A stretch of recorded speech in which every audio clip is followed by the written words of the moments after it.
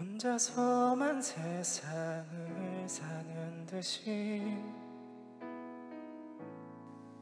주가 멀어 보이기만 할 때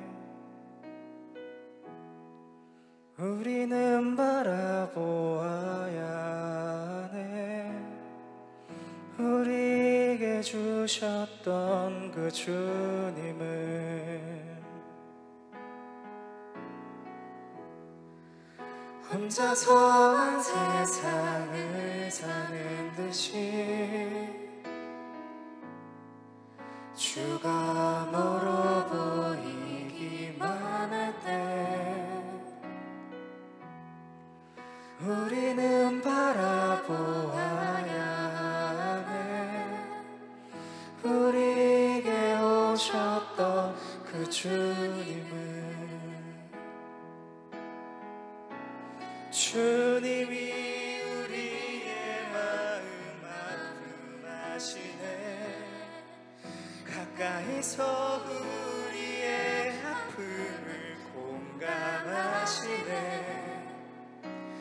우리 가운데 찾아오셨던 그 주님을 우리의 모든 상황에 공감하시네.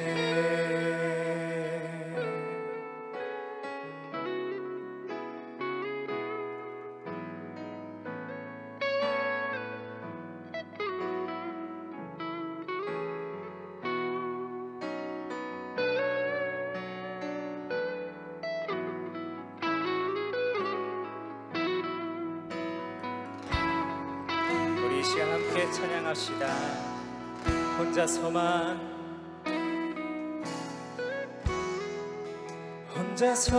세상을 사는 듯이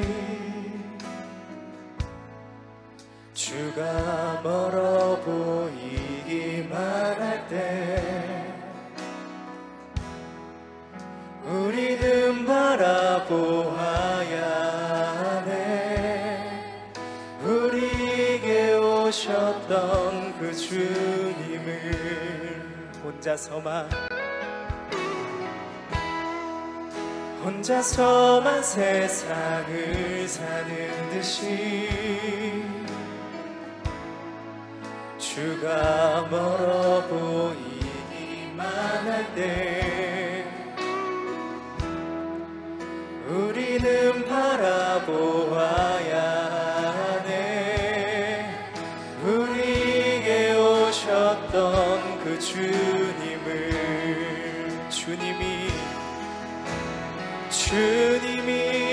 우리의 아픈 마음을 아시네.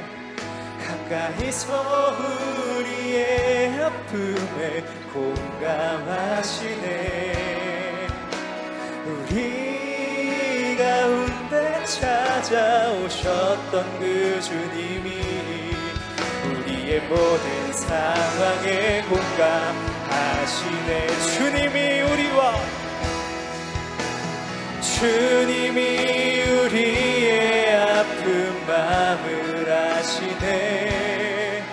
가까이서 우리의 아픔에 공감하시네. 우리 가운데 찾아오셨던 그 주님이 우리의 모든 상황에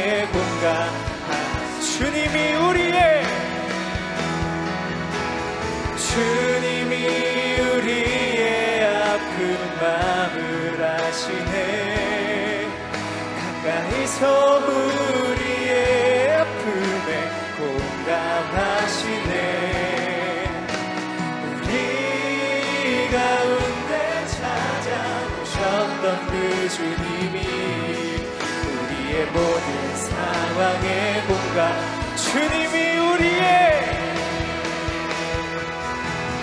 주님이 우리의 아픈 마음을 아시네. 가까이서 우리의 아픔에 공감하시네.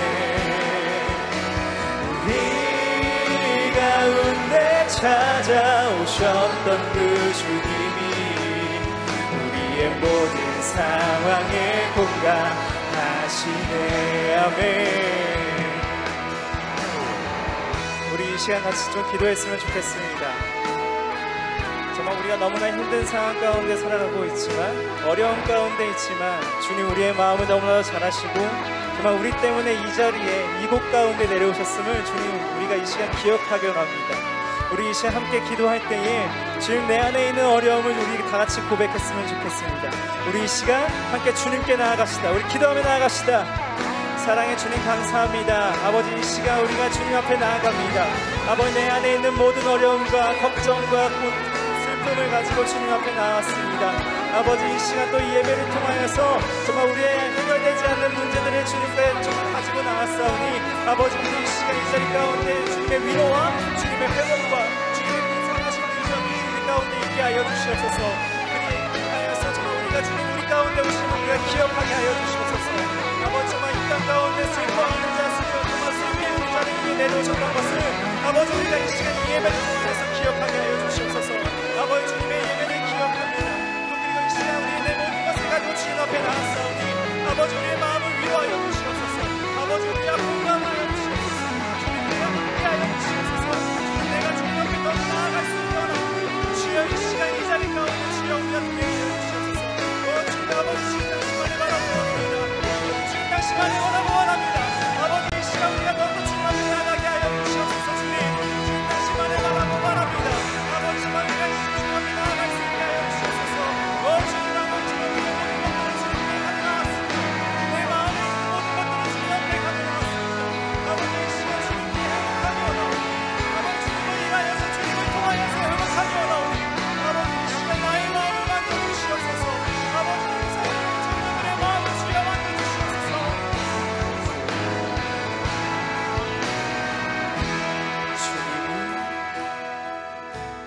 주님이 우리의 아픈 마음을 아시네.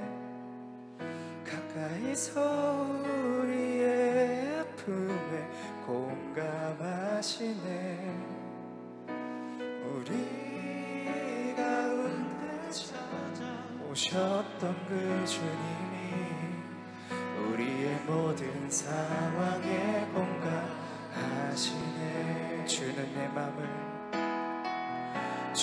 내 맘을 고치시고 볼 수 없는 상처 만지시네. 나를 아시고 나를 이해하시네. 내 영혼 새롭게 우리 여러분들의 목소리로 함께 고백합시다. 주는 내 맘을 고치시고 볼 수 없는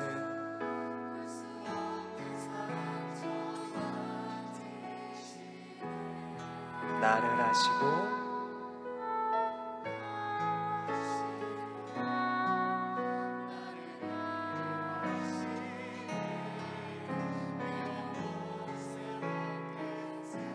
우리 마음 담아서 한 번 더 고백해 봅시다. 주는 내 맘을 고치시고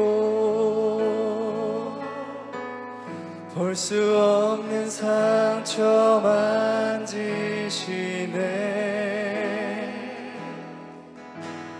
나를 아시고 나를 이해하시네. 내 영혼 새롭게 세우시. 우리 한 번 더. 주는 내 맘을 고치시고 볼 수 없는 상처 만지시네. 나를 아시고 나를 이해하시네. 내 영혼 새롭게 세우시네.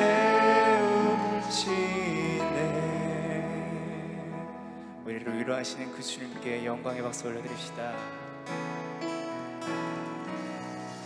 아멘.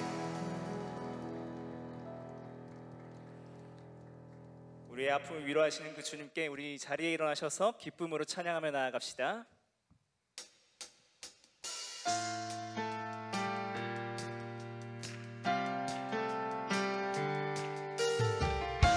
우리 이 시간 함께 박수치며 찬양할까요?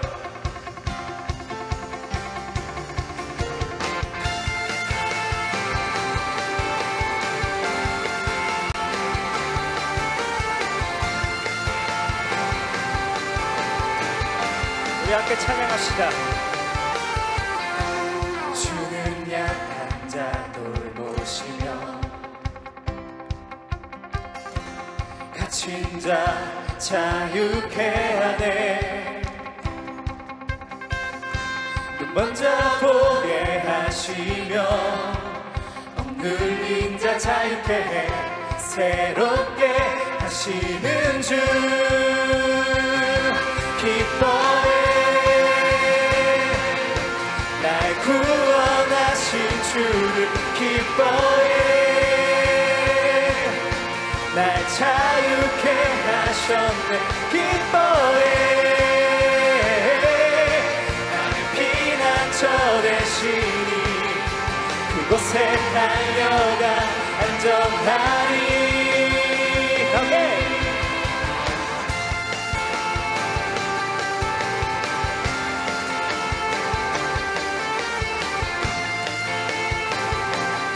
절로 고백합시다. 주는 내 영혼, 주는 내 영혼 건지시고 아멘. 내 모든 죄 용서하셨네. 주 얼굴 보게 하시며 주 은혜로 자유케 해 새롭게 하시는 주. 우리 함께 찬양할까요? 기뻐해. 날 구원하신 주를 기뻐해. 날 자유케 하셨네. 기뻐해.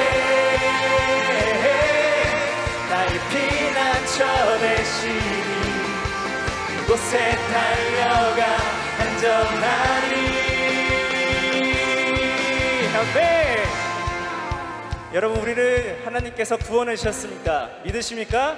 아멘. 우리 이 시간 우리 함께 찬양했으면 좋겠는데요, 정말 우리에게 회복을 주시고 우리에게 기쁨을 주시고 나에게 참 평안을 허락하신 그 주님, 우리 더욱더 신나게 고백했으면 좋겠습니다. 여러분의 입술로 고백하시기 바랍니다. 우리의 입술로 내가 선포할 때, 내가 고백할 때 우리에게 정말 참 평안한 그 주님을 찬양하시다. 고백하시다.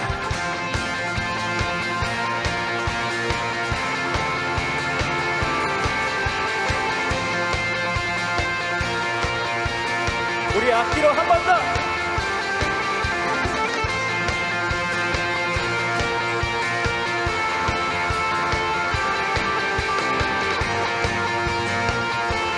우리 함께 찬양할까요? 기뻐해. 기뻐해. 날 구원하신 주를 기뻐해. 아멘. 날 자유케 하셨네. 기뻐해. 나의 피난처 되시니 그곳에 달려가 안전하리. 기뻐해. 아멘. 날 구원하신 주를 기뻐해. 날 자유케 하셨네. 날 자유케 하셨네. 기뻐해. 나의 피난처 되시니 그곳에 달려가 안전하리. 우리 주님 안에 바라봅시다.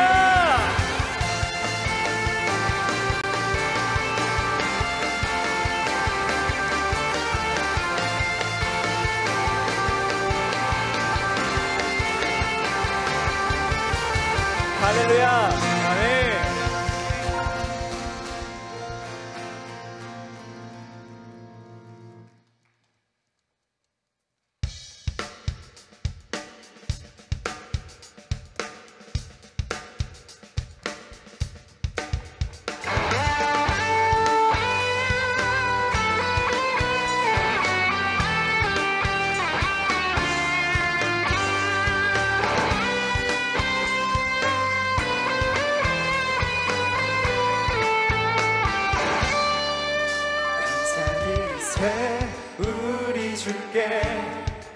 크신 사랑 베푸셨네. 감사드리세 어린 양께 영원히 아멘. 감사드리세 우리 주께 크신 사랑 베푸셨네. 찬양드리세 어린 양께 영원히. 우리 감사해 고통과 눈물 없는 곳 열어주시리. 감사해 모든 만물 새롭게 되는 그날 주시리. 그날에 열방과 모든 민족들 주 찬양하리. 새하늘과 새 땅에 그날 기뻐 노래하리. 감사드리세 우리 주께 크신 사랑 베푸셨네. 찬양드리세 어린 양께 영원히 아멘. 감사드리세 우리 주께 크신 사랑 베푸셨네. 찬양드리세 어린 양께 영원히. 감사해 고통과 눈물 없는 곳 열어주시니. 감사해 모든 만물 새롭게 되는 그날 주시니. 그날에 열방과 모든 민족들 주 찬양하리. 새하늘과 새 땅에 그날 기뻐 노래하리. 감사해 고통과 눈물 없는 곳 열어주시리. 감사해 모든 만물 새롭게 되는 그날 주시리. 그날에 열방과 모든 민족들 주 찬양하리. 새하늘과 새 땅에 그날 기뻐 노래하리. 우리 한 번 더 감사해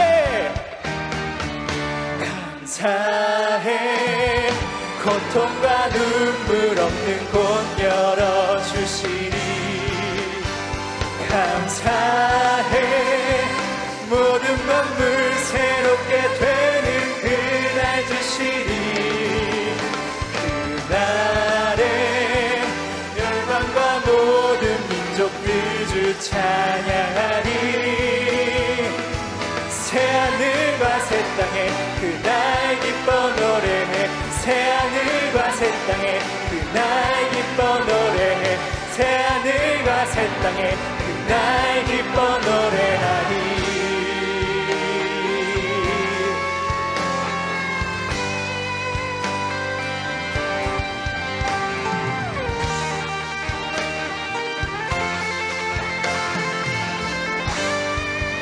우리의 그 중심이 영광을 함께 박수로 받아.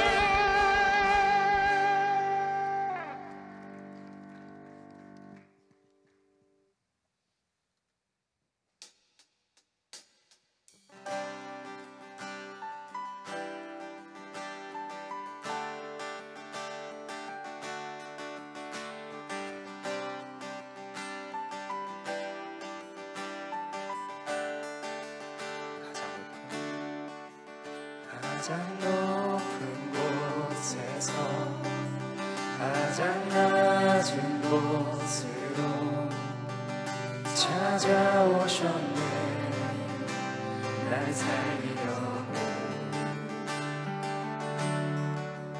영원한 죽음에서 영원한 생명으로 구원하셨네.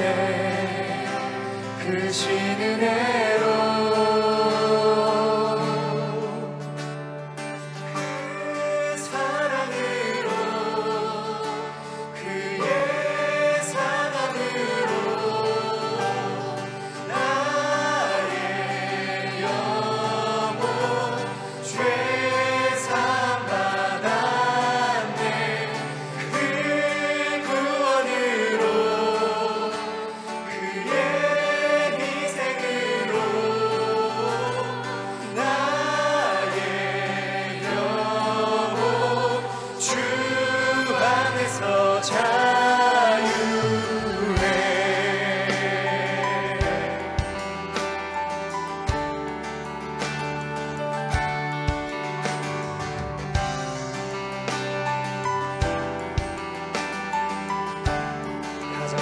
곳에서 가장 높은 곳에서 가장 낮은 곳으로 찾아오셨네. 날 살리려고 영원한 죽음에서 영원한 생명으로 구원하셨네. 그 신은혜로 그 사랑으로 그의 상함으로 나의 영혼 죄산 받았네. 그 구원으로 그의 희생으로 나의 영혼 죄 안에서 자유해. 할렐루야 할렐루야 할렐루야. 가장 높으신 주 그 영광을 찬양하네. 할렐루야 할렐루야. 가장 높으신 주 그 영광을 찬양하네. 할렐루야 할렐루야 할렐루야. 가장 높으신 주 그 영광을 찬양하네. 할렐루야 할렐루야 할렐루야. 가장 높으신 주 그 영광을 찬양하네. 그 사랑으로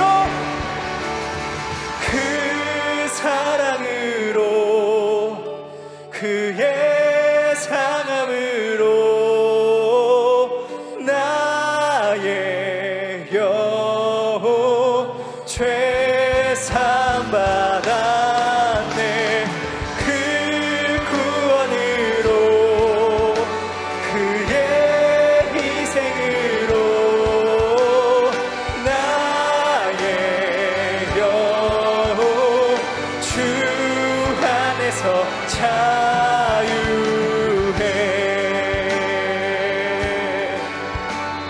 우리 이 시간 함께 예배를 놓고 하나님 아버지 감사합니다. 호산나 주님을 찬양합니다. 이 예배 자리를 허락하시고 인도해 주신 하나님께 다시 한번 감사드리고 예배드립니다.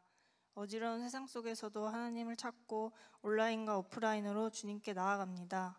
이 시간 우리들을 예수 그리스도의 보혈로 깨끗이 씻어주시고 이 예배를 통하여 하나님이 주시는 새 마음으로 성실하게 나아갈 수 있도록 해주세요.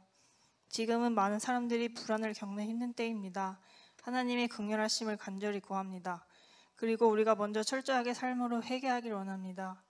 세상이 주는 손가락질과 고난 속에서도 진리만을 바라보며 나아가는 이들에게 더욱 힘과 은혜를 더하여 주시고 기억하게 해주세요. 그리고 코로나로 인해 물질적으로 심적으로 힘들어하는 많은 영혼들을 위로하여 주시고 먼저 찾아가 만나주시고 그들의 필요를 채워주세요. 두 귀와 눈에 들리고 보이는 수많은 것들 중에서 진리인 말씀을 더욱 찾고 하나님만을 의지하게 하시고 청년들이 예수 그리스도의 오심을 기뻐하고 감사하며 구주이신 예수님이 행하셨던 발걸음 따라 깨어 기도하고 하나님의 사랑으로 자신이 속한 공동체를 위하여 더욱 힘써 섬기고 가정과 나라와 세계를 위하여 중보하는 성실한 청년들의 삶이 되길 소망합니다. 꿈의 교회 김학중 담임 목사님과 늘 함께하여 주시고 이 시간 말씀을 전하시는 목사님과 함께 예배를 준비하시는 사역자분들과 섬기는 모든 영혼들을 기억하시고 은혜를 더하여 주시고 여기 모인 모든 주의 자녀들을 영적으로 육적으로 강건하게 해주세요. 꿈의 교회 두드리시오 청년 공동체에 하나님의 사랑과 소망이 흘러넘치게 하시고 성령의 열매들이 가득하길 기도합니다. 최후 승리자이신 예수님을 믿는 믿음으로 앞으로도 무너지거나 흔들릴지라도 표대를 향해 끝까지 나아가는 자녀들이 되게 하시고 어제도 오늘도 앞으로도 예수님이 함께한다는 것을 잊지 않게 해주세요. 열방의 소망 되시고 우리의 구원 되시는 예수님의 이름으로 기도드립니다. 아멘.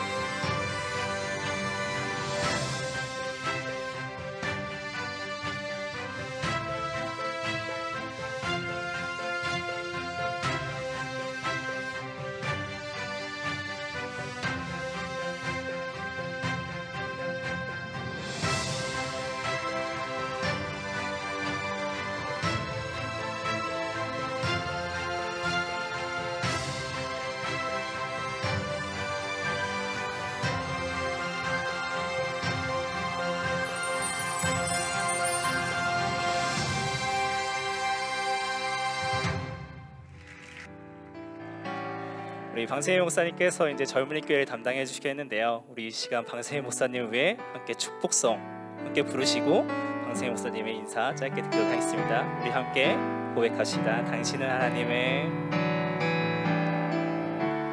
당신은 하나님의 언약 안에 있는 축복의 통로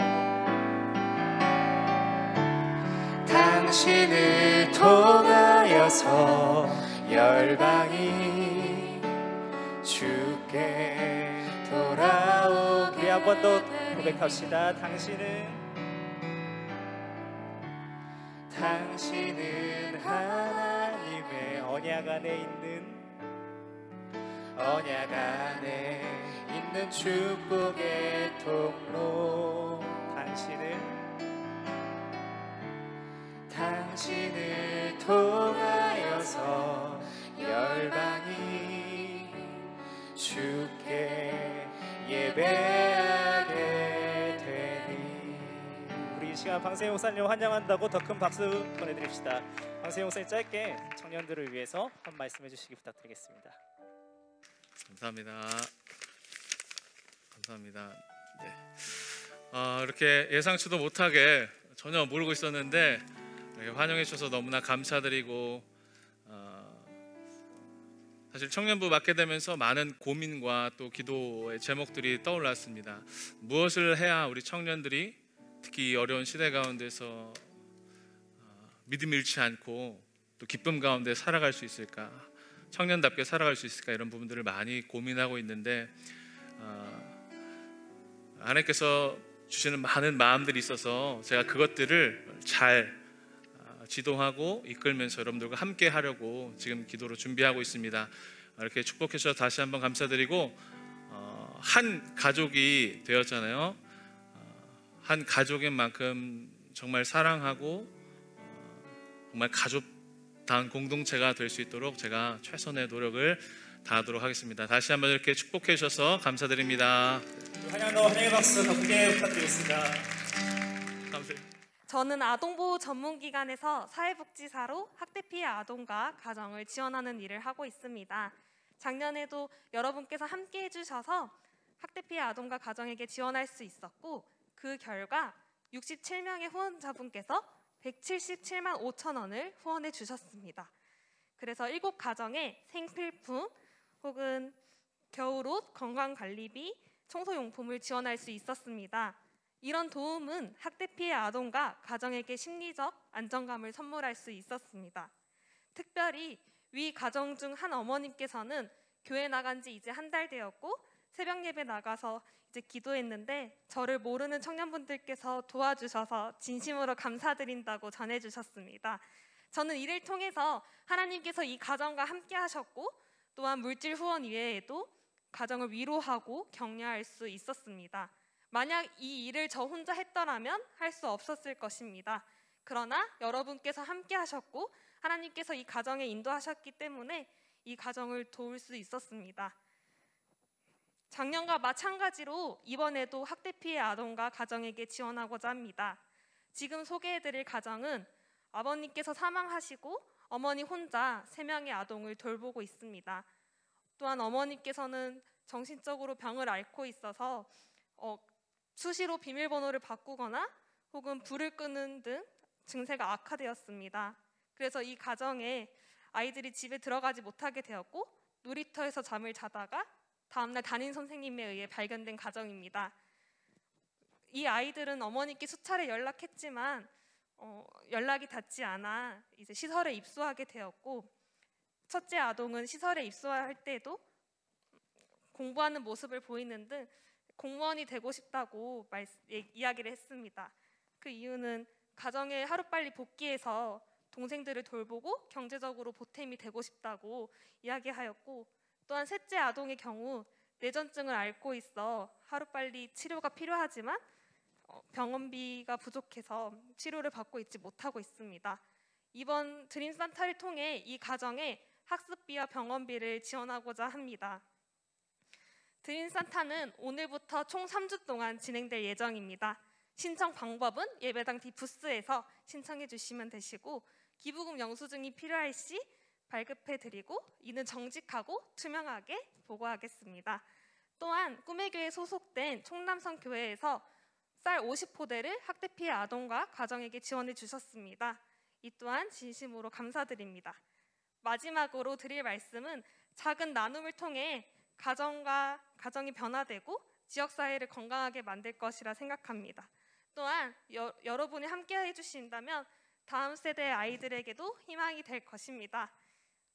이 가정이 아니더라도 여러분의 따뜻한 온기를 통해 추운 겨울을 보내고 있는 가정에 예수님 사랑을 전해주시길 소망합니다. 감사합니다. 말씀입니다. 창세기 22장 1절에서 2절 말씀, 우리 앞에 화면에 보이는 말씀으로 함께 우리 한 목소리로 말씀을 봉독하도록 하겠습니다. 시작.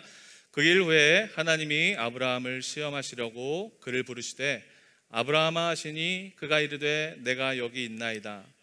여호와께서 이르시되 내 아들 내 사랑하는 독자 이삭을 데리고 모리아 땅으로 가서 내가 내게 일러준 한 산 거기서 그를 번제로 드리라. 아멘. 오늘은 하나님의 설득이라는 제목으로 말씀을 나누고자 합니다. 저는 어느 부서에서 어떤 사역을 하든지 항상 오늘 제가 하는 설교를 한 번씩은 꼭 합니다. 너무나 중요한 이야기이고 또 제가 만난 하나님의 이미지가 바로 오늘 제가 소개할 하나님이기 때문입니다. 설득. 여러분, 우리가 살아가는 지금 오늘 이 세상은 설득이라는 게 참 중요한 시대입니다. 우리의 삶 가운데는 항상 설득이 있습니다. 누군가를 설득하고 또 누군가에게 설득을 당합니다. 혹시 우리 청년들 중에 사업을 하는 청년들, 아니면 뭐 영업 쪽에서 일하는 청년들, 사업과 영업이 무엇이죠? 결국엔 다 고객을 설득하는 일이죠. 그렇죠? 사업이 아니더라도 우리 뭐 시원 청년들, 학생들 시험 열심히 공부해서 교수님으로부터 좋은 성적을 받는 것도 엄밀히 말하면 설득의 과정이죠. 연애를 하는 건 어떻습니까? 누군가의 마음을 설득해야 합니다.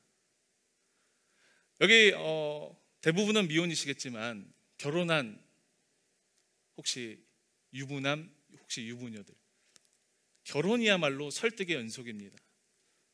저도 매일매일 누군가를 설득합니다. 내가 왜 이걸 사야 되는지, 내가 왜 이게 필요한지, 그리고 이게 얼마나 합리적인 가격인지, 그리고 내가 이걸 가지면 얼마나 행복할지 계속 설득하죠. 설득해요. 설득이란 말 정말 중요해요. 특히 여기 앉아 계신 우리 모든 청년들, 우리 청년들이 요즘 제일 좋아하는 말이 무엇이죠? 설득입니다. 요즘 우리가 사는 사회 어때요? 우리 청년들이 가지고 있는 불만이 뭐예요? 나를 설득해 주지 않는 것 때문이죠. 회사에서 여러분들이 겪는 대부분의 어려움 중에 하나가 뭐냐면 바로 소통의 문제예요. 일방적인 강요, 일방적인 지시, 일방적인 통보, 이런 거 우리가 너무나 혐오하죠. 교회는 또 어떻습니까? 교회에서도 충분히 우리가 설득해 주기를 바라고 있어요. 과정을 중요시해요. 여러분, 오죽했으면 요즘 청소년들이 제일 좋아하는 찬양 중에 하나가 아까 우리가 부른 공감하시네 아닙니까? 저는 아직 사실 그 가사가 잘 이해는 안 돼요. 왜 공감하시네가 이렇게 우리 마음을 울릴까 하는데, 어쨌든 우리가 사는 이 젊은 세대들이 이 공감이란 것을 너무나 원해요. 우리의 마음을 위로해 주는 것을 너무나 원하고 있어요. 소통이란 걸 너무나 열광해요. 맞습니다. 소통, 공감 너무나 중요합니다. 특히 이슈가 더욱더 크고 무거울 때 그렇습니다. 근데 여러분, 오늘 말씀을 한번 보십시오. 창세기 12장에 하나님께서 아브라함에게 하시는 요구를 잘 보세요. 창세기 22장 2절에 여호와께서 이르시되 내 아들 사랑하는 독자 이삭을 데리고 모리아 땅으로 가서 내가 내게 일러준 한 산 거기로 가서 그를 번제로 드리라. 여러분, 하나님의 이 명령, 하나님의 이 요구, 아브라함 입장에서 어땠을까요? 이거야말로 정말 불통 아닙니까? 이거야말로 일방적인 강요 아닙니까? 과정이 있습니까? 설명이 있습니까? 충분한 사전 이해가 우리에게 있습니까? 아브라함에게 있습니까? 전혀 그렇지 않습니다. 앞뒤 설명도 없고 다짜고짜 아들을 내어놓으라고 하십니다. 그리고 오늘 읽은 그 성경에 유독 강조되는 표현이 있습니다. 너의 아들, 너의 사랑하는 독자. 얼마나 얄미워요. 그렇죠? 그냥 너 이삭을 바쳐라 하면 되는데 네가 그토록 사랑하는 너의 아들 하나뿐인 독자를 나한테 바치라 라고 하니까 얼마나 이해할 수 없는 상황이었겠어요. 심지어 더 납득할 수 없는 것은 성경에 보니까 이런 표현이 있어요. 하나님이 아브라함을 시험하시려고 했다. 심지어 그것이 시험입니다. 나를 시험하는 것도 참 어떻게 보면 기분 나쁜데 그 시험의 요구가 너무나 일방적이에요. 그런데 정말 놀라운 것은 오늘 이 말씀에서 보여주는 아브라함의 반응이 더욱더 신기합니다. 창세기 22장 3절에 여러분, 성경을 한번 잘 보세요. 아브라함이 아침에 일찍 일어나 나귀의 안장을 지우고 두 종과 그의 아들 이삭을 데리고 번제에 쓸 나무를 쪼개어 가지고 떠나 하나님이 자기에게 일러주신 곳으로 갔더니, 강조되는 부분을 보세요. 아침에 일찍이 떠났다. 그리고 그의 아들 이삭을 데리고 일러주신 곳으로 떠났다라고 합니다. 성경에 의하면 아브라함에게는 주저함이 없습니다. 거침도 없습니다. 별다른 의견 제시도 없습니다. 하나님, 그 아들이 어떤 아들인데요? 하나님 이렇게 일방적으로 저한테 하실 거예요? 시간을 좀 주세요. 저랑 소통해요. 이런 말이 없어요. 여러분, 아브라함이 보여주었던 이 행동 때문에 우리가 지금 너무나 잘 아는 것처럼 아브라함은 결국 믿음의 조상이라는 타이틀을 얻습니다. 아브라함 전 인생에 걸쳐서 이 순간이 가장 하이라이트고 절정인 순간입니다. 그렇다면 여기서 질문하고 싶습니다. 과연 아브라함은 도대체 어떤 사람이길래 과연 하나님의 이 일방적인 요구와 이 하나님의 강요에도 그렇게 아무런 말도 없이 반응할 수 있었을까? 과연 그가 소유한 믿음이 도대체 어떤 것이길래 그는 우리에게 믿음의 조상, 순종의 상징과 아이콘으로 우리에게 자리 잡고 있을까? 오늘 이 이야기를 여러분들과 나누고 싶습니다. 여러분, 이 아브라함의 믿음을 이해하려면 처음 아브라함이 성경에 등장하는 시점부터 잘 살펴볼 필요가 있어요. 성경에서 창세기에서 아브라함이 처음 등장하는 시점은 창세기 12장입니다. 창세기 12장에 보면 하나님께서 어느 날 갑자기 아브라함이라는 사람에게 찾아가서 그를 부르십니다. 그게 아브라함의 출발이에요. 자, 그러면 창세기 12장 이전까지는 어떤 일이 있었냐? 하나님이 이 세상을 창조하신 이야기, 그러나 인간이 하나님의 뜻을 거역하고 죄를 지은 이야기. 아담과 하와가 무엇을 했어요? 선악과를 따먹었죠. 가인과 아벨이 무엇을 했어요? 살인을 저질렀죠. 창세기 6장에 노아가 살던 시대의 사람들이 무엇을 했어요? 죄를 저질렀죠. 창세기 11장에 바벨탑 사건이 있죠. 창세기 1장부터 11장은 무엇을 우리에게 전해주냐면 하나님이 창조하신 이 세상과 사람들의 죄, 사람들의 본질에 대해서 이야기해요. 그리고 창세기 12장이 우리에게 주어진 거예요. 거기서 아브라함이 등장하는 것입니다. 여러분, 조금 뜬금없어요. 왜 하필 아브라함일까? 도대체 아브라함이 어떤 사람이길래 하나님이 그를 부르셨을까? 우리가 착각하는 게 있습니다. 아브라함이 신앙이 좋았을 것이다. 아브라함이라는 사람이 원래 애초부터 믿음이 좋았을 것이다 하는 것입니다. 아닙니다. 아브라함은 전혀 믿음이 없었던 사람입니다. 성경을 보면 그는 우상을 만드는 집안에서 자라고 있었습니다. 여러분 좀 이상하지 않나요? 하나님이 이 인간의 죄를 보시고 이제 내가 이 세상을 구원해야겠다 라고 하시면서 그 샘플로 보여주시는 게 하필 불신자예요. 이해할 수 없는 대목이에요. 제가 기도하면서 우리 젊은이 교회를 위해서 더욱더 헌신해주고 충성해줄 사역자를 함께 나의 동역자를 한번 모셔봐야겠다 하는데, 여러분 같으면 정규 신학대학교 졸업하고 신학대학원 졸업하고 잘 훈련받은 사람을 택하겠어요? 아니면 교회를 다니지 않는 불교 신자 중에 한 명을 택하겠어요? 당연히 전자겠죠. 그런데 지금 이 상황은 후자인 것입니다. 이게 도대체 무슨 의미일까요? 여기엔 과연 어떤 의도가 숨겨져 있을까요? 여러분 지금부터 잘 들으세요. 제가 한 가지 중요한 이야기를 여러분들과 나누고 싶습니다. 아브라함이라는 사람은, 잘 들으세요, 하나님의 은혜와 부르심에 대한 샘플입니다. 이 말이 뭐냐면 이것을 신학적인 용어로 가리켜서 칭의라고 합니다. 화면을 한번 보실까요? 칭의. 여기서 칭이라는 말은 부르다라는 거예요. 의는 뭘까요? 의롭게. 하나님이 죄인인 우리를 의롭다고 불러주신 거예요. 의롭다고 인정을 받는 거예요. 아브라함이 어떤 사람이라고요? 저 칭의의 샘플이라고요.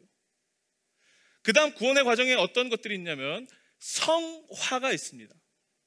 칭의를 넘어서 이제 성화로 가는 거예요. 성화는 뭐냐면 말 그대로 우리가 거룩하게 되는 거예요. 하나님의 은혜로 부르심을 받고 의롭다 칭함을 받은 사람들이 이제 하나님의 자녀다운 삶을 살도록 살기 위해서 부단히 삶 가운데 하나님을 닮아가기 위해서 영적인 싸움을 싸우는 거예요. 그게 성화예요. 이 성화의 싸움을 다 싸우면 어디로 가냐? 이제 영화로 가는 거예요. 이 영화는 뭐냐면 우리가 죽은 다음에 하나님께서 예수 그리스도를 통해서 이 땅에 다시 한번 예수 그리스도께서 이 땅에 재림하실 때 우리가 죽었던 몸이 다시 신령한 몸을 입고 하나님과 연합하는 상태, 구원의 마지막 단계죠. 이걸로 가는 거예요. 다시 돌아와서 아브라함이 어디라고요? 칭의라고요. 그러면 야곱은 어딜까요, 여러분? 성화예요. 성경에서 왜 이렇게 아브라함의 이야기와 야곱의 이야기를 강조할까요? 왜 이렇게 그들의 분량이 많을까요? 구원의 과정을 보여주는 거죠.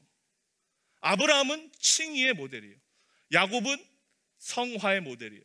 그래서 항상 야곱의 이야기를 보면 훈련, 깨어짐, 실패 이런 것들이 반복되는 것을 볼 수 있습니다. 여러분 이 관점에서 아브라함을 보십시오. 그의 믿음이 과연 좋은가?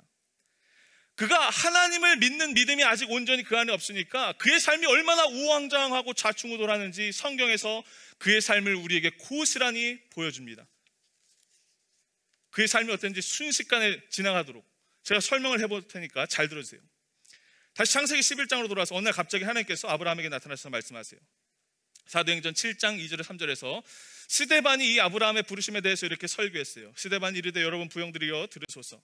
우리 조상 아브라함이 하란에 있기 전 메소포타미아에 있을 때에 영광의 하나님이 그에게 보여 이르시되 내 고향과 친척을 떠나 내가 내게 보일 땅으로 가라 하셨다. 당시 아브라함이 살고 있었던 곳이 어디래요? 메소포타미아래요. 메소포타미아가 어딜까요, 여러분?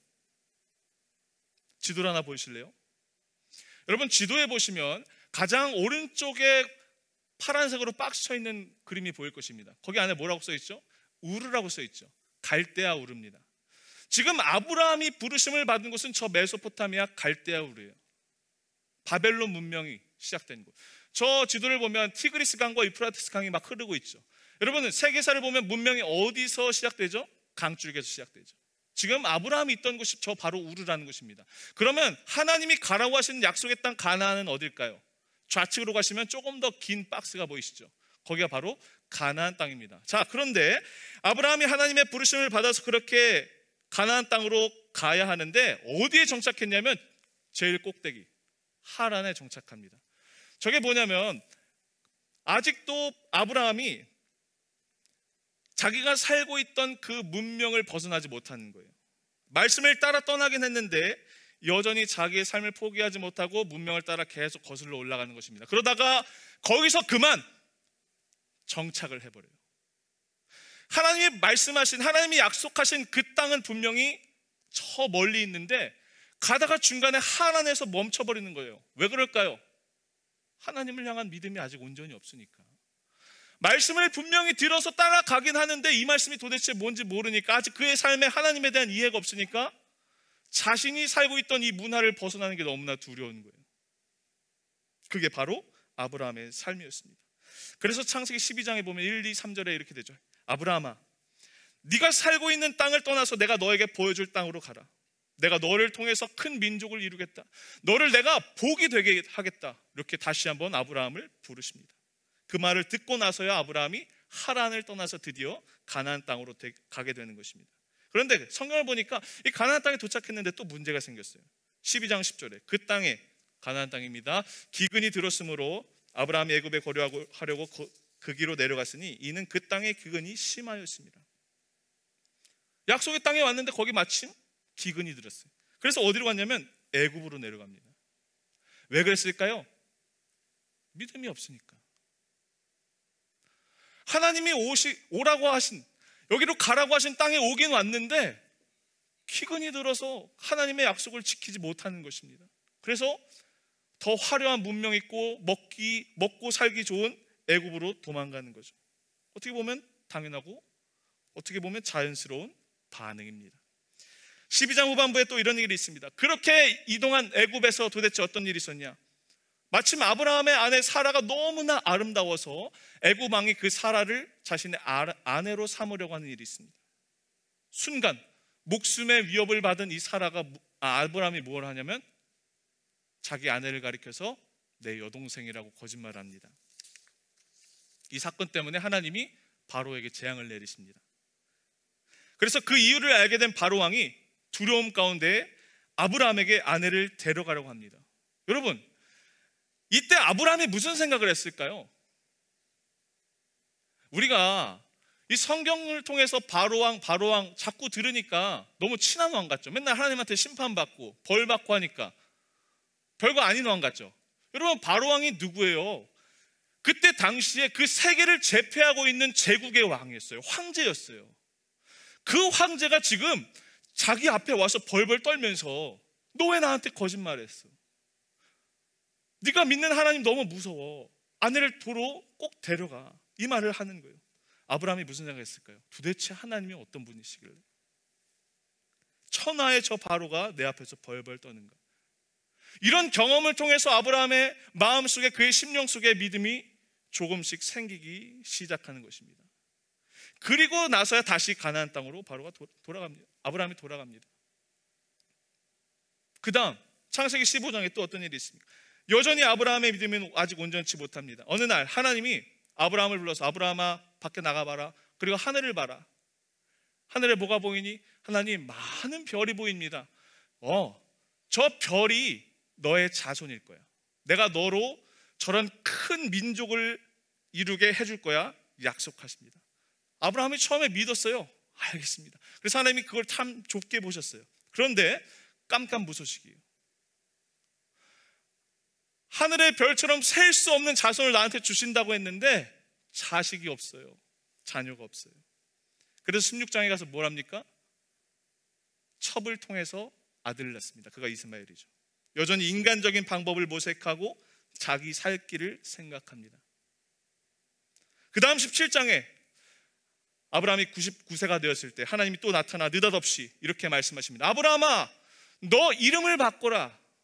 너는 아브라함이었다가 이제 아브라함이 될 것이다. 그 아브라함의 이름의 뜻이 무엇이죠? 열국의 아버지, 많은 무리의 아버지예요. 너무 무례하지 않습니까, 여러분? 내가 자녀가 없는 무장한 사람인데 내 이름을 열국의 아버지라고 부르다. 그렇게 바꾸라고 명령하시니 얼마나 모욕적이었겠어요. 그거 명예훼손 아니에요? 어느 날 갑자기 하나님이 나타나셔가지고 너의 이름을 열국의 아버지로 바꿔라. 라고 하셨다면 이게 끝이 아닙니다.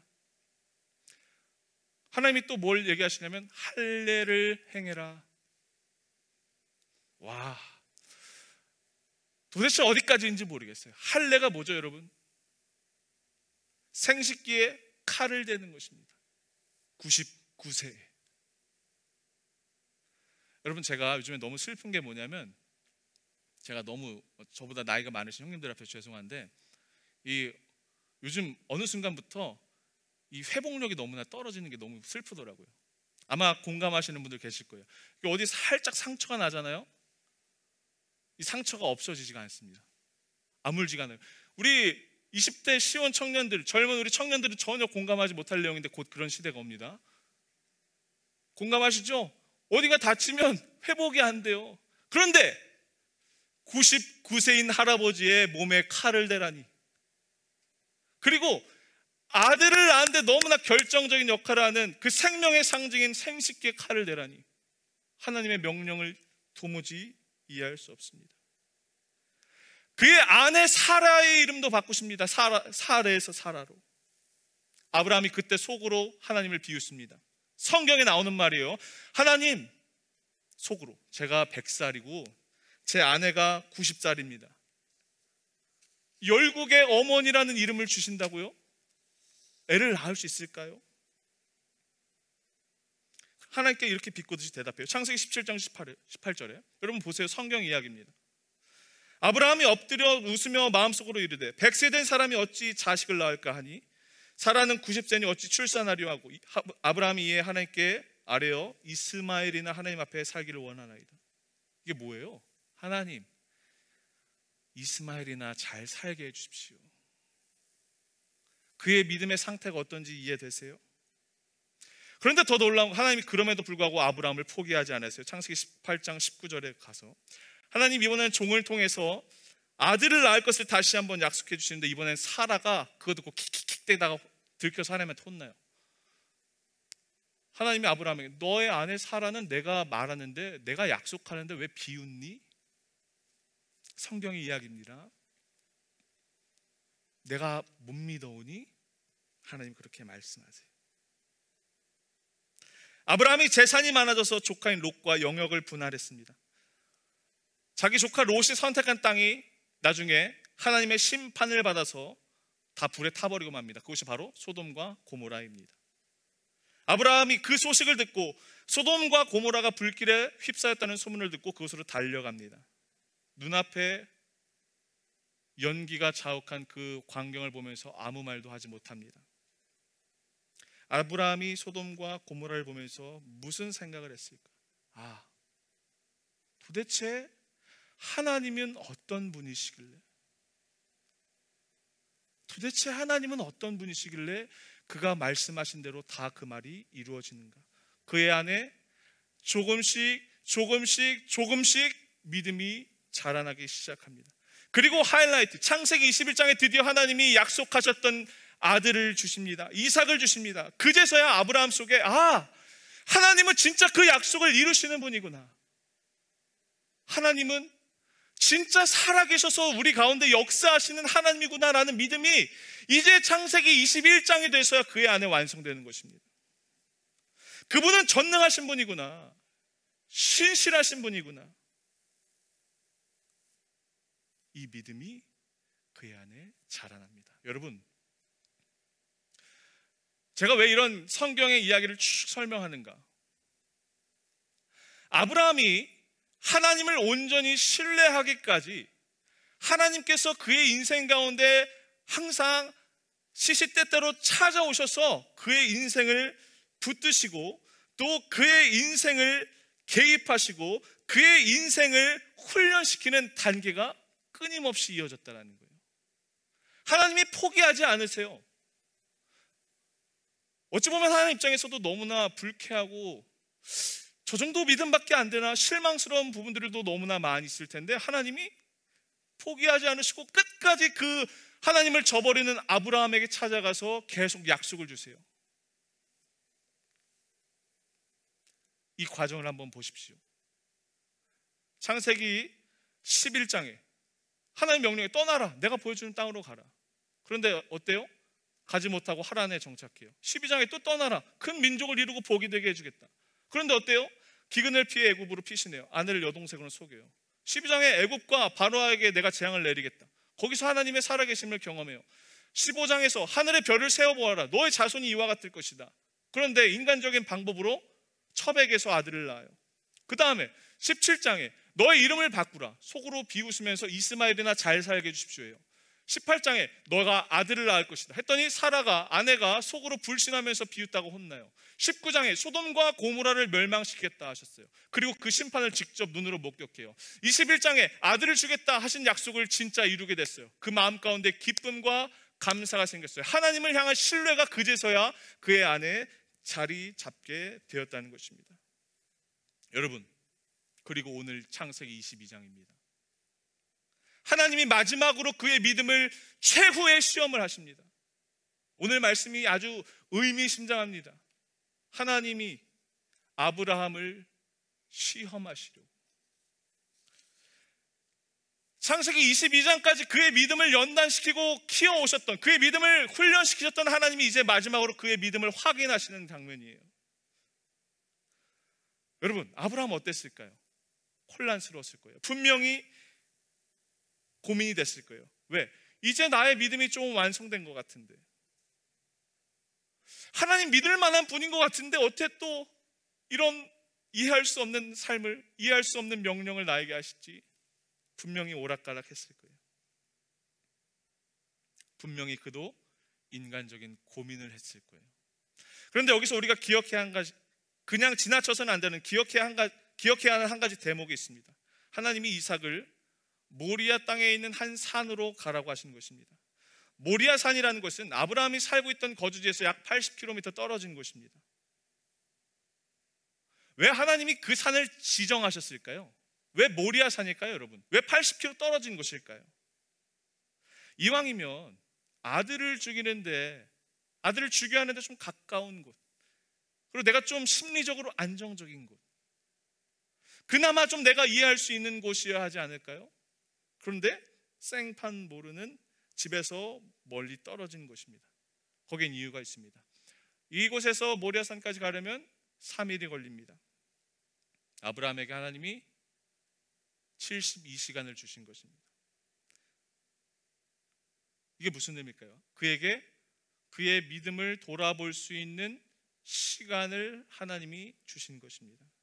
아브라함이 3일 길을 걸으면서 그 아들을 데리고 번제할 나무를 가지고 가면서 무슨 생각을 했을까요? 고민과 번뇌가 분명히 있을 것입니다. 그러나 그 고민과 번뇌가 그 3일 길을 가는 동안 이렇게 바뀌었을 거예요. 동시에 지나온 날들을 떠올려 보면서, 맞아, 내가 그 갈대아 우르에 있을 때, 하나님을 모를 때, 그 우상을 섬기고 있을 때 나를 찾아오셔서 말씀하신 하나님, 내가 그 가나안 땅을 가다가 기근을 피해서 애굽으로 갔을 때 바로의 왕, 그 천하의 황제 앞에서 재앙을 내리신 하나님, 소돔과 고모라를 심판하신 하나님, 나의 이름을 바꾸신 하나님, 불가능한 상황에서 이삭을 주신 하나님, 하나님이 나를 부르시고 온전한 믿음에 이르기까지 붙드신 하나님의 선하심을 믿으며, 그래서 비로소 그의 마음 가운데 사랑하는 하나뿐인 아들 이삭을 하나님께 바치고자 하는 결단을 하게 된 것입니다. 사랑하는 여러분, 질문하겠습니다. 오늘은 딱 한 가지 메시지예요. 여러분, 하나님이 어떤 분이신가요? 하나님이 어떤 분이신가요? 하나님은요, 잘 들으세요, 인격이십니다. 하나님은요, 무모하게 우리에게 무조건적인 복종을 원하시거나 우리에게 강요하시는 분이 아니라는 거예요. 하나님은요, 우리를 이해시키는 분이에요. 우리를 설득시키는 분이세요. 비록 창세기 22장에 하나님의 명령이 너무나 폭력적이고 너무나 강압적으로 우리에게 비춰질지는 모르지만, 아브라함의 전 인생을 놓고 보면 그에게 하나님이 너무나 분명히 그의 믿음을 키워주시고 그 믿음에 이르기까지 그를 훈련시키시는 과정이 있었다는 거예요. 하나님의 설득이죠. 여러분, 창세기 22장의 아브라함의 믿음은 단번에 이루어진 게 아닙니다. 창세기 12장부터 13, 14, 15, 16, 17, 22장에 이르기까지 하나님이 그를 찾아가시고 그에게 용기 주시고 그에게 던지시는 약속이 있었기 때문에 그가 이러한 놀라운 믿음의 조상으로 지금 우리 가운데 남아있게 된 것입니다. 사랑하는 여러분, 하나님은 그런 분이십니다. 인자하시고 자비하시고 오래 참으시고 우리를 사랑하시고 우리가 정말 하나님이 원하시는 그 믿음의 길로 가기 위해서 우리를 끊임없이 포기하지 않으시는 정말 인격이신 좋으신 하나님이라는 것입니다. 우리가 오늘 이 창세기 22장에서 무엇을 봐야 하나? 아브라함의 믿음을 봐야 하나? 아닙니다. 분명히 아브라함의 믿음도 있지만 그것보다 더 중요한 것, 아브라함을 그 자리로 이끄시는 하나님의 놀라우신 섭리와 인도하심을 우리가 바라보게 돼야 할 줄로 믿습니다.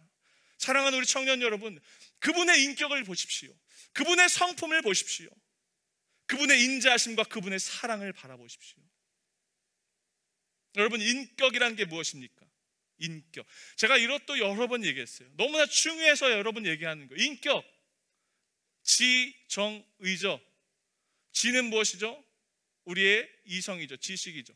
정은 무엇입니까? 우리의 감정이죠. 우리의 마음이죠. 의는 무엇입니까? 우리의 의지입니다. 자유의 의지죠. 하나님이 인격이시고 우리를 인격적으로 대하시고 우리를 인격적으로 만나주신다고 우리가 이해해요. 이 말은 뭐예요? 하나님이 우리를 감정적으로만 만나시는 게 아니라는 거예요. 하나님은 우리를 의지만 요구하시는 게 아니라는 거예요. 하나님은 분명히 우리의 지식과 우리의 감정과 우리의 의지를 통해서 분명히 하나님의 뜻을 우리에게 이해시키시고 우리에게 그 길로 가게 하신다는 것입니다. 우리가 이런 고백하지 않습니까? 제가 하나님을 인격적으로 만났던 때는 언제입니다. 무슨 말일까요? 감정으로만 만났다는 게 아닙니다. 우리의 모든 인격이 지정의가 하나님을 알게 됐다라고 고백할 때 우리는 하나님을 인격적으로 만났다라고 고백하는 것입니다. 여러분, 맞습니다. 하나님이 여러분들을 인격적으로 대하시고 인격으로 만나십니다. 왜? 그분이 인격이시니까요. 우리의 믿음을 강요하시지 않아요. 기독교의 믿음은 그런 것이 아닙니다. 가끔 이런 얘기하죠. 이해할 수 없을지라도 순종해야 된다. 아니요. 우리가 이해할 수 없는 일은 단 하나도 없습니다. 하나님은 분명히 우리에게 다 이해시켜 주셨습니다. 다만 우리가 그것을 담아내지 못할 뿐입니다. 우리의 믿음이 부족할 뿐입니다. 하나님은 분명히 우리를 그런 믿음의 자리로 계속 훈련시키고 계셨습니다. 여러분, 오늘 말씀의 결론입니다. 이제 우리가 무엇을 해야 하나? 너무나 간단합니다. 그 인격이신 우리를 설득하시는 그 하나님의 부르심 앞에 설득당하면 됩니다. 내가 믿으려고 하는 나의 의지와 나의 결단으로 하려고 하는 이런 믿음이 필요 없습니다. 그분이 우리에게 행해 주신 것, 우리에게 보여주신 사랑, 그분이 보여주신 인격을 우리가 그냥 우리의 마음으로 담아내면 됩니다. 그것 하나면 충분합니다. 여러분, 하나님이 지금도 여러분들을 향해서 설득하고 계세요. 저를 통해서요. 하나님이 인격이시라는 증거가 또한 이것입니다. 하나님이 여러분들에게 그냥 나타나셔가지고 여러분들을 설득하시면 되잖아요. 너 왜 나 안 믿어? 강요하시면 되잖아요. 보여주시면 되잖아요. 그런데 왜 하필 지금 이 시간 저를 세우셨을까요? 하나님이 인격이시기 때문이에요.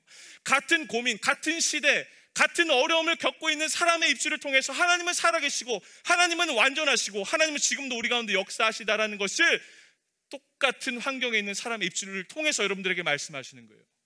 그게 하나님의 인격입니다. 하나님 얼마나 좋으세요.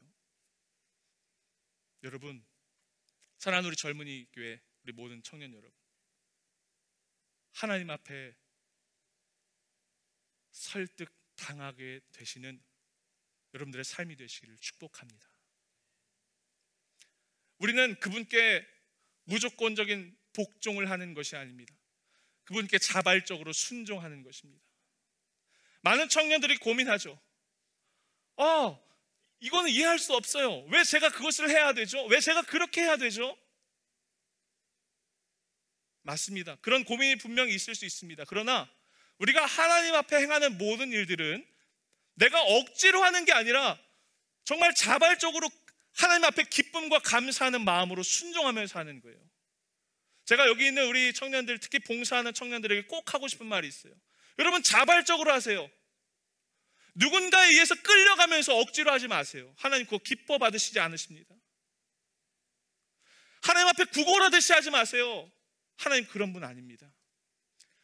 여러분들이 받으신 그 사랑, 하나님이 여러분들에게 주신 그 은혜에 너무나 감사해서 그 감사가 너무나 흘러나와서 어쩔 수 없이 그분께 따라갈 수밖에 없는 그 순종을 주님 앞에 드리시길 바랍니다. 여러분들 그걸 드리셔야 돼요. 혹시 여러분들 가운데 내 마음이 힘들고 내가 어렵고 내 상황이 너무나 힘들어서 무너질 것 같고 답답한 그 순간에 여러분 무엇을 해야 하냐? 하나님의 선하심, 인자하심, 신실하심, 그분의 인격을 붙드시길 바랍니다. 우리가 매일 좌절하고 쓰러지고 넘어지는 이유가 뭔지 아십니까? 우리의 힘으로 하려고 하기 때문입니다. 나의 믿음으로 극복해 보려고 하기 때문입니다. 그래서 극복이 안 되는 거죠. 무엇을 해야 된다고요? 어려울 때? 하나님의 인격을 붙드세요. 그분의 신실하심을 의지하세요. 거기에 그냥 몸을 맡겨버리세요. 그러면 모든 것들이요, 하나님의 평안과 하나님의 위로의 눈으로 역전되는 놀라운 믿음의 역사가 생기게 되는 것입니다. 사랑하는 여러분, 말씀을 마칩니다. 오늘 지금 이 시간 하나님께서 여러분들에게 말씀하시는 하나님의 이 설득, 사랑하는 세휘야, 내가 너를 사랑한다. 너는 몰랐지만, 너는 미처 이해하지 못했지만 내가 너를 향해서 얼마나 너를 인도하고 너에게 말하고 너에게 얼마나 나의 사랑을 주었는지 너는 아니? 하나님 지금 여러분들에게 물으세요. 여러분들에게 그리고 설득하세요. 네가 내 편이 되어주렴. 네가 내 편에 서서 또 누군가에게 나의 사랑을 이야기해 주렴. 지금 여러분들에게 말씀하시는 그 하나님의 음성을 여러분들의 마음 가운데 담아내시기를 바랍니다. 제가 군대 있을 때, 사실 좀 부끄러운 고백이지만 저는 신학교를 다니면서도 사실 하나님이 인격이시라는 걸 잘 몰랐어요. 그런데 어디서 하나님을 인격적으로 만났냐 하면 군대에서 만났어요. 밤에 근무를 하는데, 제가 교대 근무를 해가지고 밤에 이제 출근을 했어요. 근데 밤에 할 일이 별로 없잖아요. 그래서 책을 읽게 됐어요. 근데 정말 기적적이게도 책을 읽다가 하나님을 만났어요. 제가 너무나 좋아하는 목사님의 책을 읽다가 하나님이 인격이시라는 거, 그거 하나가 깨달아지니까 삶의 모든 것들이 풀리더라고요. 평안이 오고 감사가 오고 기쁨이 오고. 여러분 정말 놀랍지 않아요? 군대에서, 그것도 군대에서 뭐 수련회하고 뭐 국군 장병 성회 가서가 아니라 책 읽다가, 제가 그 책을 읽고 하나님이 인격이시고 나에게 여태까지 그 인격적으로 다가오시고 나를 인도하셨다는 것을 제가 깨닫고 난 다음에 너무나 자발적으로 순종하게 됐어요. 하나님 맞습니다. 제가 때로 너무나 불평하고 제가 너무나 힘들고 어렵고 그래서 제 입술로 죄를 짓고 그런 인생을 살았는데, 하나님, 제가 하나님 위해서 기쁘게 살겠습니다. 자발적으로 하나님 사랑하며 살겠습니다. 하나님, 제 순종을 주님 앞에 드리겠습니다. 이렇게 고백했어요. 혹시 여러분들 삶 가운데 어떠한 모양으로 하나님이 여러분들을 만지시고 터치하시고 말씀하실지 모릅니다. 여러분 한 가지 꼭 기억하십시오. 하나님은 지금도 여러분을 향해서 말씀하십니다. 여러분들을 설득하십니다. 여러분들을 찾아오고 계십니다. 오늘 이 시간 이 말씀을 듣고 그 하나님의 부르심과 그 하나님의 음성이 너무나 간절하게 나의 마음을 치고 있는 심령들이 있다면 오늘 그분께 여러분들의 모든 마음을 맡기시기를 바랍니다. 하나님께서 여러분들을 만지실 것입니다. 위로하실 것입니다. 저는 그 하나님의 신실하심을 믿습니다. 공동체가 어렵고 코로나 때문에 예배드리지 못하는 이런 상황 가운데서 해야 할 일이 너무나 많아서 막 머리가 아픈 상황 가운데서도 기도합니다. 하나님, 할 수 없습니다. 저는 할 수 없습니다. 하나님의 신실하심을 붙듭니다. 하나님 이 공동체를 너무나 사랑하시고 이 꿈의 교회를 사랑하시고 이 젊은이 교회를 사랑하신다는 것을 하나님 나는 믿습니다. 하나님 뜻대로 하시옵소서. 주님께 원하시는 모양대로 온전히 순종하며 나아가는 제가 되기를 원합니다. 기도합니다. 여러분 우리 함께 이 시간 찬양하며 기도합시다. 자리를 다시 한번 좀 고쳐 잡으시고 여러분들의 마음을 다 잡으시고 이 시간 결단하는 마음으로 우리 함께 찬양했으면 좋겠어요. 제가 이 시간 여러분들과 나누고 싶은 찬양의 고백은, 제가 한 2주 동안 매일 이 찬양을 불렀습니다. 깊어진 삶을 주께. 가사를 보면 이렇습니다. 하나님께서 은혜로 나를 보듬으시고 나를 사랑으로 품어주셔도 내 마음 한 자락도 지키지 못하는 내 모습이 너무나 부끄럽습니다. 맞아요. 저의 삶이었어요. 은혜로 보듬으시고 사랑으로 날 품어주셔도 아브라함처럼 그 사랑을 온전히 담아내지 못하는 너무나 부끄러운 삶이 저였어요. 그러나 이제 그 마음을 깨닫고 신실한 소망을 깊이 담으며 주 예수의 마음을 닮아가기 원해요. 하나님, 제가 그 음성에 순종하기 원해요. 이 고백 여러분 너무나 귀하지 않습니까? 이 시간 우리 함께 이 고백으로 오늘 주신 말씀 가지고 함께 결단하며 나가길 원합니다. 여러분, 가능하다면 우리 다 자리에서 일어나서 결단하는 마음으로 함께 찬양했으면 좋겠어요. 우리 기쁜 마음으로, 우리 하나님 앞에 순종하는 마음으로 우리의 입술을 열어서 한 목소리로 고백하기를 원합니다. 은혜로 날 보듬으시고 사랑을 품어주셔도 내 마음 한 자락도 지키지 못하는 이 모습 부끄럽습니다. 따스한 품을 내어주신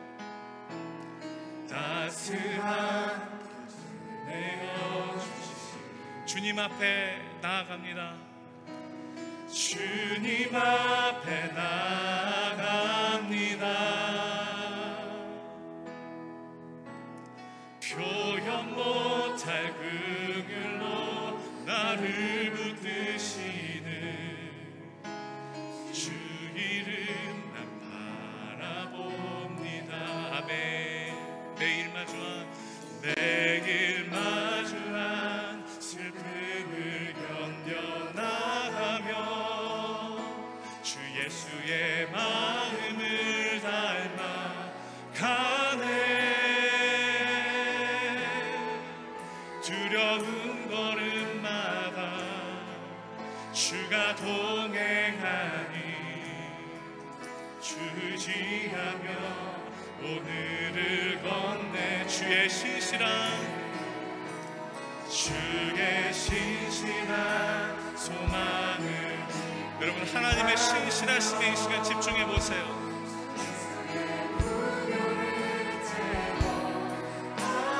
아멘. 하나님의 자녀로 명예 지켜가며 깊어진 삶을 주께 드리네. 우리 처음부터 다시 한번 우리의 마음을 담아 고백합시다. 은혜로 날 보듬으시고 사랑으로 품어주셔서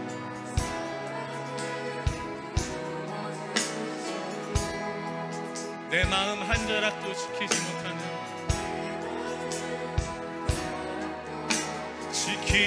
못하는 이 모습 부끄럽습니다. 따스한 곁을 내어주신 주님, 따스한 곁을 내어주신 주님, 이 시간 주님 앞에 나아갑니다. 주님 앞에 나아갑니다.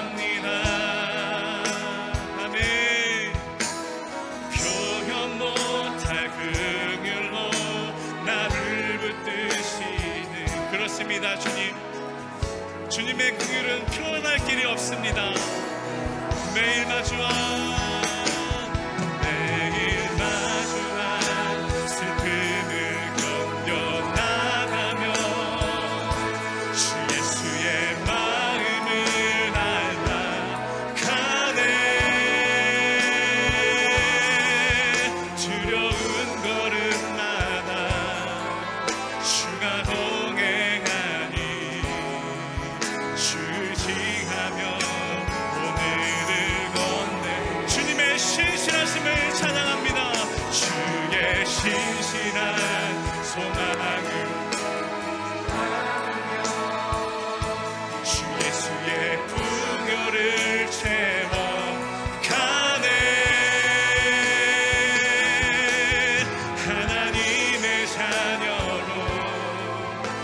명예 지켜가며 깊어진 삶.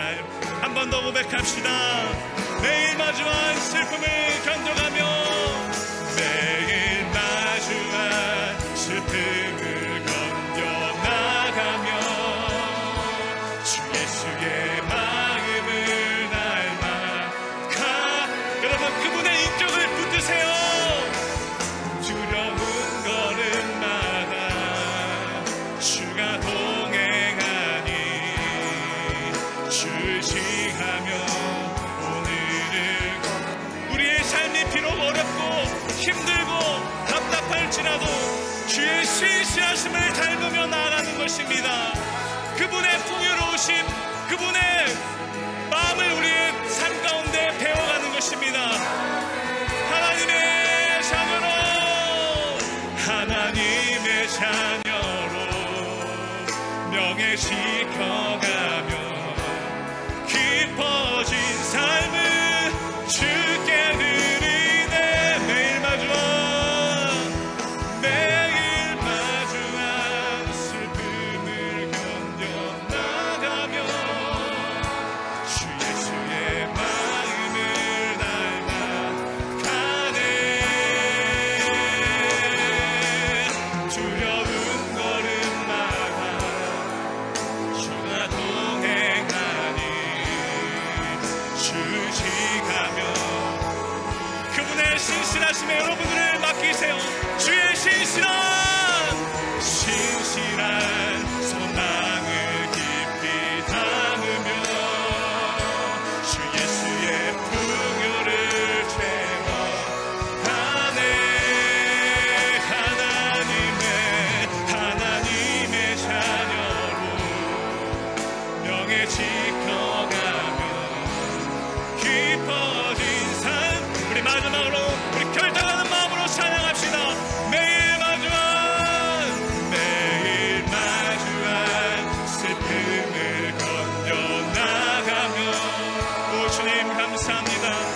오늘 우리 가운데 역사하시고 살아계셔서 말씀하시는 주님 찬양합니다.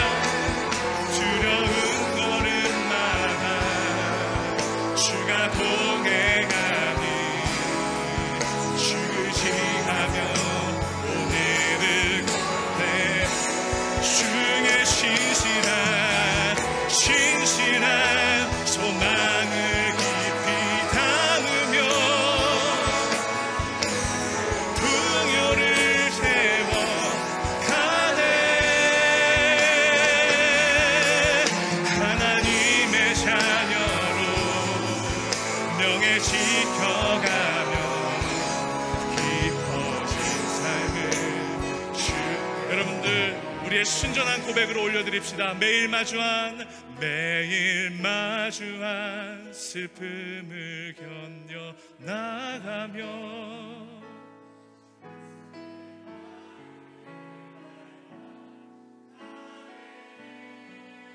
두려운 걸음마다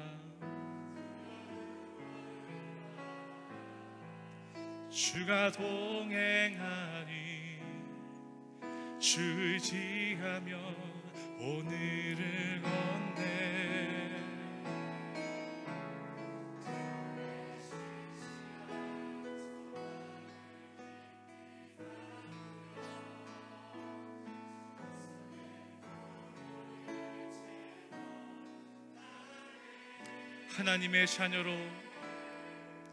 하나님의 자녀로 명예 지켜가며 깊어진 삶을 주께 드리네. 여러분 이